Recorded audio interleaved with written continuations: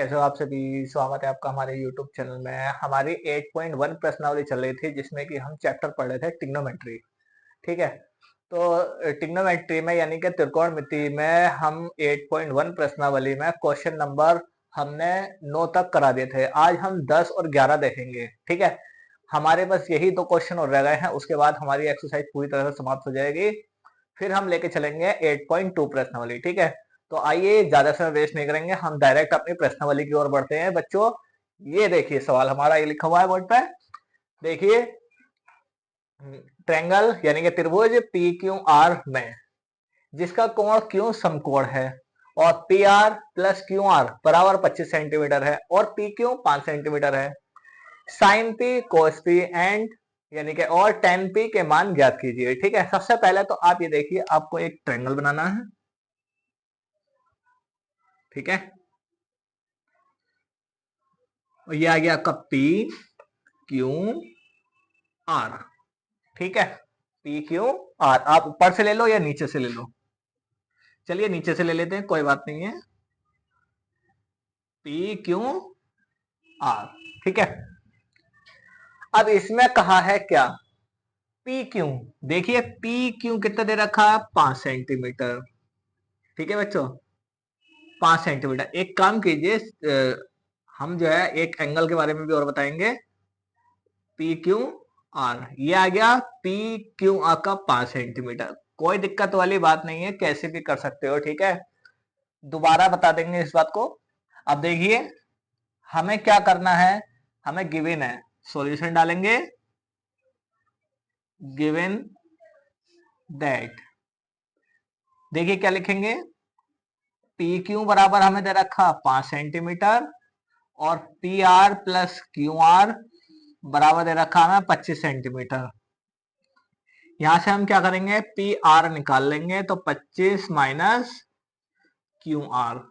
ठीक है, तो यानी कि पी आर देखियो ये रखा हमारा। ठीक है, तो ये हो गया हमारा 25 माइनस क्यू आर। ओके, तो अब हम क्या करेंगे, पाइथागोरस थ्योरम लगा देंगे। पाइथागोरस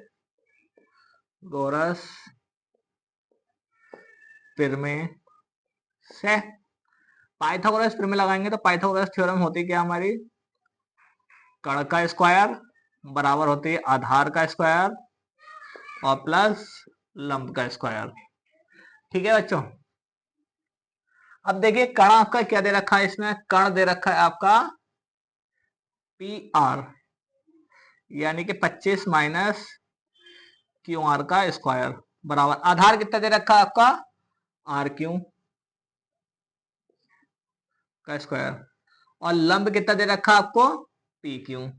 पी क्यू कितना है आपका, 5 सेंटीमीटर, 5 का स्क्वायर। 25 माइनस क्यू आर का स्क्वायर खोलेंगे यानी कि ए माइनस बी का होल स्क्वायर। क्या होता है आपका ए माइनस बी का होल स्क्वायर, ए स्क्वायर यानी कि 25 का स्क्वायर कितना हो गया आपका 625 प्लस बी स्क्वायर यानी कि क्यू आर का स्क्वायर माइनस 2ab, दोनों की गुणा का दुगना, 25 दूनी 50 क्यू आर बराबर, ये भी आपका क्यू आर है, क्यू आर का स्क्वायर और प्लस 5 का स्क्वायर 25। देखिए बच्चों ये क्यू आर प्लस का है, बराबर के उस पार है, और ये बराबर के इस पार है, दोनों को दोनों कैंसिल आउट हो जाएंगे। 625 ये रखा है, 25 प्लस का इधर आएगा माइनस का हो जाएगा, ये माइनस का है, बराबर के दूसरी पार पहुंचा दो इसको, प्लस का हो जाएगा। 625 में 25 माइनस कर दो, 600 बराबर 50। ठीक, जीरो से जीरो कैंसिल आउट, 5 से 60 को काटेंगे तो 12 बराबर क्यू आर, यानी कि हमारा क्यू आर बराबर आ गया 12। सेम इसी प्रकार हम क्या करेंगे, ले लेते हैं पी आर बराबर जो आया हमारा, पी आर बराबर हमने निकाला था 25 माइनस क्यू आर। ठीक है, और क्यू आर की वैल्यू कितनी आई है, 12 सेंटीमीटर, तो कितना आ गया ये हमारा 13। ओके, तो क्यू आर आ गया आपका 13, यानी कि पहले आप देखिए पी आर कितना है आपका 13, जो कि ये आपका कण है, और आपका क्यू आर कितना है आपका 12, क्यू आर 12। ठीक है, अब हम क्या करेंगे, अब हम बात कर रहे हैं किसके लिए बताइए, साइन पी। कोण किसकी बात कर रहे हैं हम, पी की, यानी कि ये वाले कोण की बात कर रहे हैं हम। ओके, अब इस वाले कोण के लिए हमारी वैल्यू पलट जाएगी। क्या समझ में आया, ये देखिए इस वाले कोण के लिए हमारी वैल्यू पलट जाएगी। ये हो जाएगा आपका क्या, आधार, और ये हो जाएगा आपका लंब। अगर हम चित्र को जिस तरह से बनाते हैं तो क्या होता है आपको देखिए, सपोज कीजिए P यहां लिखते हैं P Q R, तो देखिए हमें दे रखा था पी क्यू 5 सेंटीमीटर, ठीक है, और हमारे पास कण कितना आया 13, और ये कितना आया आपका 12। देखिए इस चित्र से आपका बिल्कुल सही आ जाता, हम नीचे से अगर पी क्यू आर लेंगे तो हमारा ये चित्र काम करेगा, और ऊपर से लेंगे तो इस वाले एंगल के लिए, इस वाले एंगल के लिए बात करेंगे हम, ठीक है। इस वाले एंगल के लिए इसके सामने वाली जो भुजा है वो लंब होगी।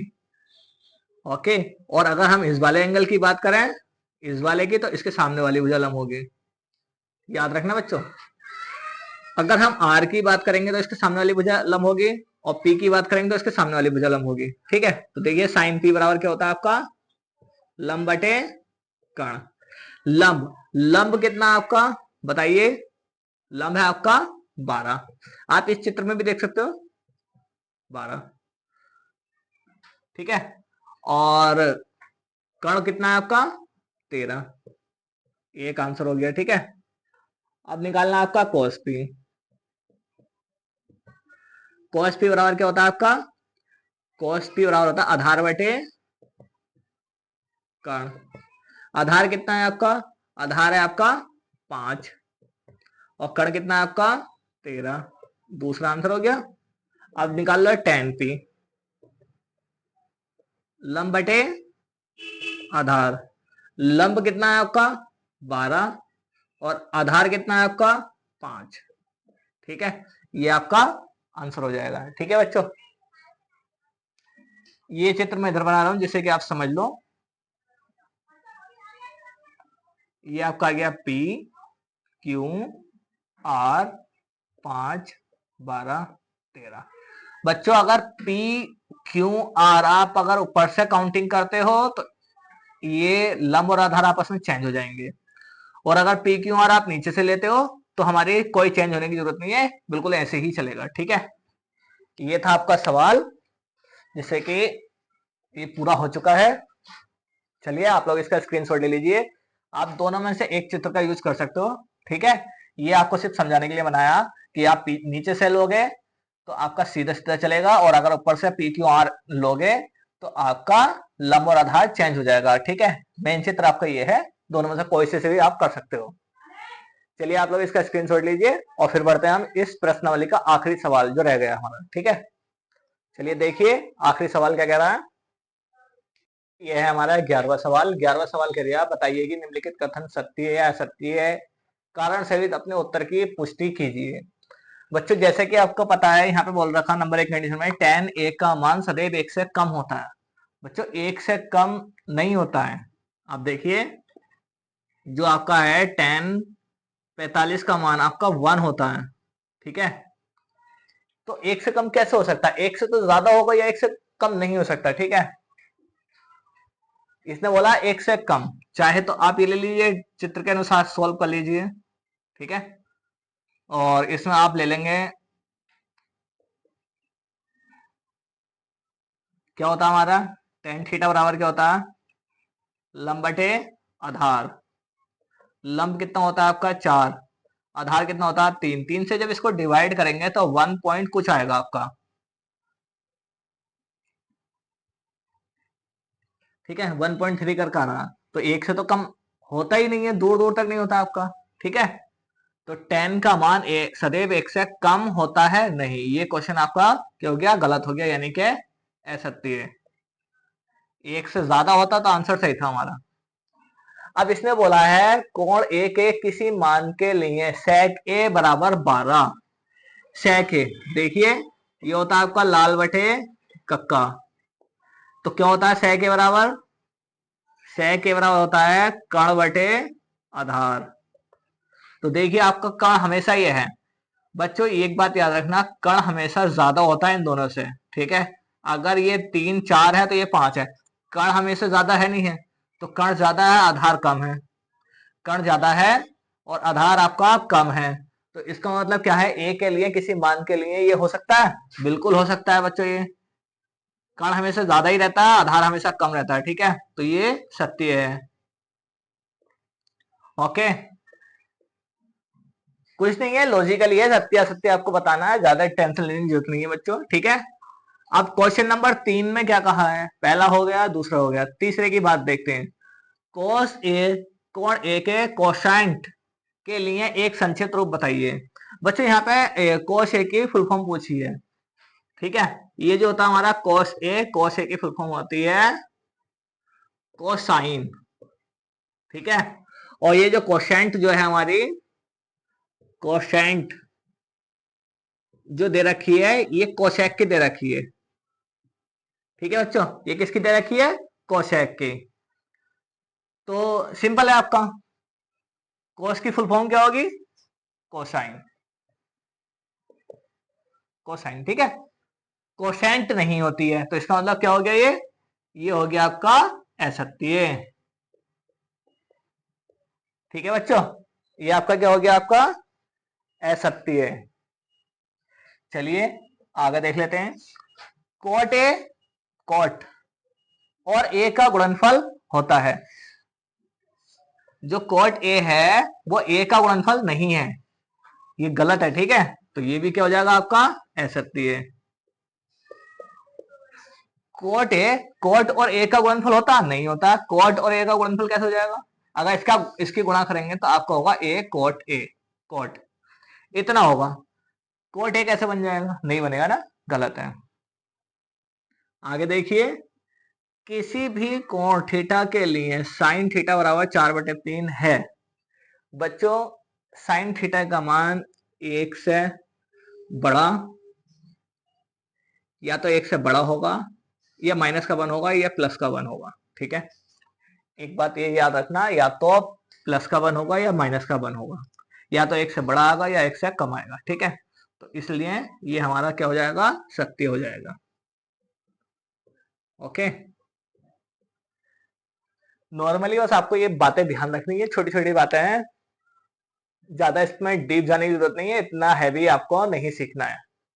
बस हाँ, आपको इसकी नॉलेज होनी चाहिए कि साइन थीटा का मान -1 से बड़ा और +1 से छोटा होता है। ठीक है, यानी कि 1 और -1 और +1 के बीच में होता है। ठीक है, ये बात आप याद रखना। तो ये था हमारा क्वेश्चन नंबर 11।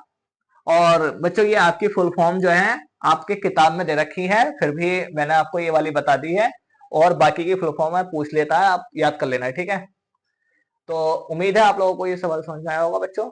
चलिए आज के लिए इतना ही, मिलते हैं हम अपनी नेक्स्ट वीडियो में जिसमें हम पढ़ेंगे 8.2 प्रश्नावली। तब तक के लिए best of luck for everyone, thank you.